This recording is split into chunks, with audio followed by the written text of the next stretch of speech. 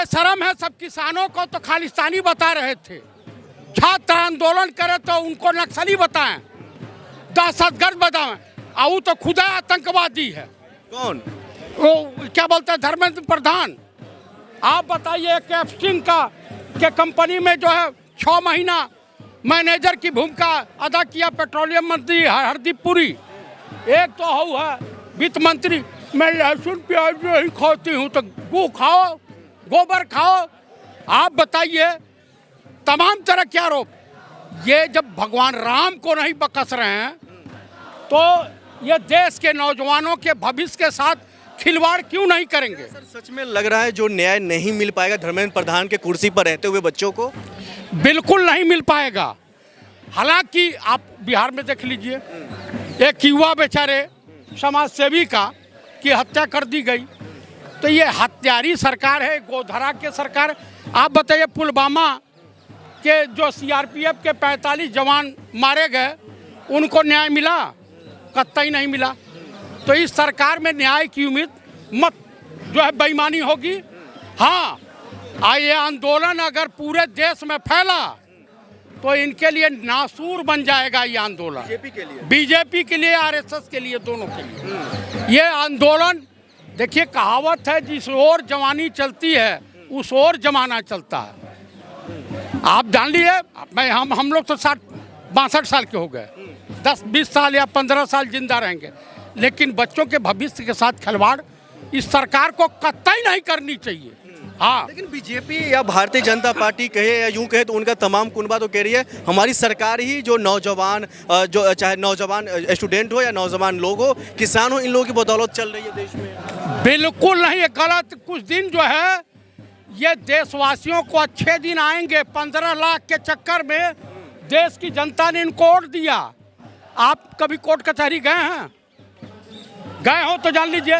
आप मुझे बता दीजिए कि एक अनपढ़ जाहिल मदारी भालू के बाल की जंतर बना करके तमाम वकीलों को जो है 2000 का चूना लगा करके दिन भर में चला जाता है, ये उसी तरीके की सरकार है।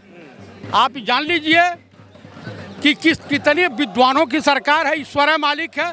जो भगवान राम को नहीं बख्शे वो हमको आपको बख्श सकते हैं।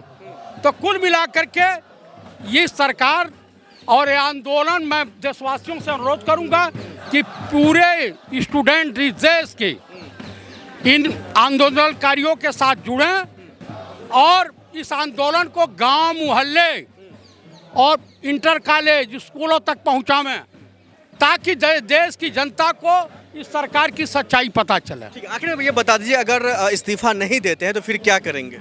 देखिए, जो खबरें लीक होकर आ रही हैं अंदर खाते से, शायद इस महीने इनके 10-12 मंत्री हटाए जा रहे हैं। कैबिनेट जनता पार्टी लगातार धर्मेंद्र प्रधान के इस्तीफे को लेकर के डटे हुए हैं और साफ इनका कहना है जब तक इस्तीफा नहीं तब तक ये जंतर मंतर खाली नहीं। सर आपका बहुत बहुत स्वागत है चतुर्वेदी जी। किस तरीके से देख रहे हैं, लगातार आह्वान किया जा रहा है कि जब तक धर्मेंद्र प्रधान का इस्तीफा नहीं तब तक ये जंतर मंतर खाली नहीं? जब विधायिका गूंगी या बहरी हो जाए, कार्यपालिका लूली लंगड़ी हो जाए और न्यायपालिका अंधी हो जाए और देश की गोदी मीडिया कोठे पे बैठ के मुजरे वाली खबर दिखाने लगे, तो इन बच्चों को, युवाओं को, याम जो है गरीब घर के बच्चे हैं, बड़े मुश्किल से गार्जियन अपने बच्चों को पढ़ाता लिखाता है और जो है उनको नीट के पेपर के मार्फत धांधली होती है, सीबीएसई में धांधली होती है। यहाँ तो भाजपा सरकार में सेना में जो अनफिट अफसर थे उनको 10 से 50 लाख ले करके उनको भर्ती कर दिया। राजनाथ सिंह के विभाग में घोटाला, जिसमें मेजर जनरल तक के अफसर फंसे हुए हैं, कोर्ट मार्शल की कार्रवाई होने जा रही है। तो आप मुझे बताइए, राम मंदिर का घोटाला आपने देखा है, बने ये घोटालेबाजों की सरकार है, ये बेशरम है। और भाजपा की सरकारों में इन बच्चों को न्याय नहीं मिलने वाला। आप बताइए, सुप्रीम कोर्ट के चीफ जस्टिस वो भी तो इंसान हैं, मानवीय है, मानव है ना, और उनको देश के बच्चों को काकरोच बोलने का किसने अधिकार दे दिया? लेकिन जो धर्मेंद्र प्रधान जी है वो तो दहशतगर्दों का बी टीम बता रहे हैं। आप वो बेशरम है, सब किसानों को तो खालिस्तानी बता रहे थे, छात्र आंदोलन करे तो उनको नक्सली बताएं, दहशतगर्द बताएं, और वो तो खुदा आतंकवादी है। कौन? वो क्या बोलते हैं, धर्मेंद्र प्रधान। आप बताइए कि एफसिन का के कंपनी में जो है 6 महीना मैनेजर की भूमिका अदा किया पेट्रोलियम मंत्री हरदीप पुरी। एक तो हो है वित्त मंत्री, मैं लहसुन प्याज नहीं खाती हूँ, तो गू खाओ, गोबर खाओ।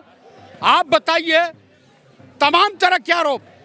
ये जब भगवान राम को नहीं बकस रहे हैं तो ये देश के नौजवानों के भविष्य के साथ खिलवाड़ क्यों नहीं करेंगे? सर सच में लग रहा है जो न्याय नहीं मिल पाएगा धर्मेंद्र प्रधान के कुर्सी पर रहते हुए बच्चों को?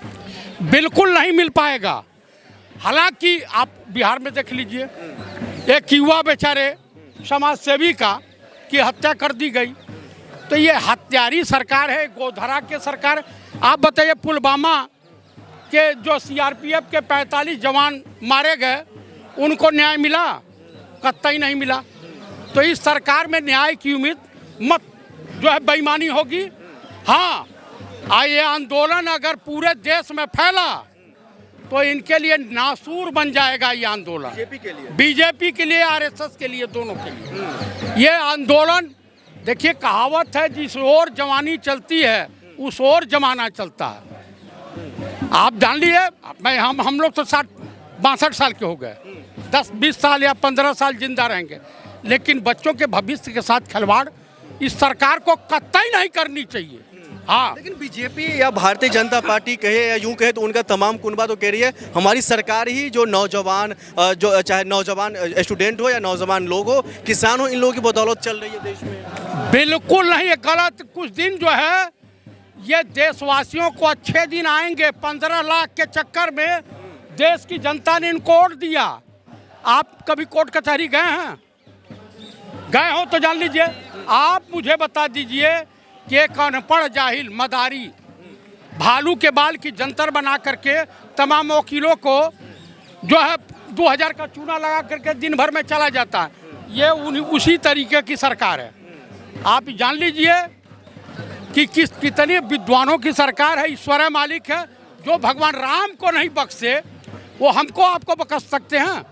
तो कुल मिलाकर के ये सरकार और ये आंदोलन, मैं देशवासियों से अनुरोध करूंगा कि पूरे स्टूडेंट इस देश के इन आंदोलनकारियों के साथ जुड़ें और इस आंदोलन को गांव, मोहल्ले और इंटर कॉलेज, स्कूलों तक पहुंचावें, ताकि देश की जनता को इस सरकार की सच्चाई पता चले। ठीक है, आखिर में ये बता दीजिए, अगर इस्तीफा नहीं देते हैं तो फिर क्या करेंगे?